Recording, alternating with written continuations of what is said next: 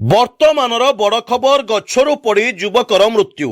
ଆଜି କଟକ ଜିଲ୍ଲା ସାଲେପୁର ବ୍ଲକ ଅନ୍ତର୍ଗତ କଟରପା ପଞ୍ଚାୟତରେ ଜଣେ ଯୁବକ ଗଛରୁ ପଡ଼ି ମୃତ୍ୟୁବରଣ କରିଛନ୍ତି।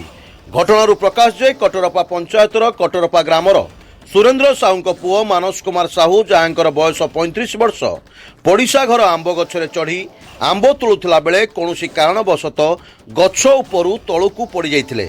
ତଳେ ପଡ଼ିବା ଦେଖି ସାହି ପଡ଼ିଶା ରୁଣ୍ଡ ହୋଇଯାଇଥିଲେ ଓ ସଙ୍ଗେ ସଙ୍ଗେ ସାଲେପୁର ପିଏସ୍କୁ ନିଆଯାଇଥିଲା। ଡାକ୍ତରଖାନାରେ ଡାକ୍ତର ତାଙ୍କୁ ମୃତ ଘୋଷଣା କରିଥିଲେ। ଶବ ବ୍ୟବଚ୍ଛେଦ ପାଇଁ କଟକ ମେଡିକାଲକୁ ପଠାଇଥିଲେ। ଏହି ଖବର ଏବେ ସାରା କଟରପା ପଞ୍ଚାୟତରେ ଶୋକର ଛାୟା ଖେଳାଇ ଦେଇଛି।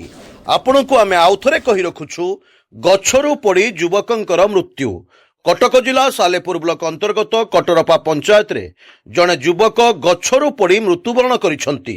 ସୁରେନ୍ଦ୍ର ସାହୁଙ୍କ ପୁଅ ମାନସ କୁମାର ସାହୁ, ଯାହାଙ୍କର ବୟସ 35 ବର୍ଷ, ପଡ଼ିଶା ଘର ଆମ୍ବ ଗଛରେ ଚଢ଼ି ଆମ୍ବ ତୋଳୁଥିଲା ବେଳେ କୌଣସି କାରଣବଶତଃ ଗଛ ଉପରୁ ତଳକୁ ପଡ଼ିଯାଇଥିଲେ।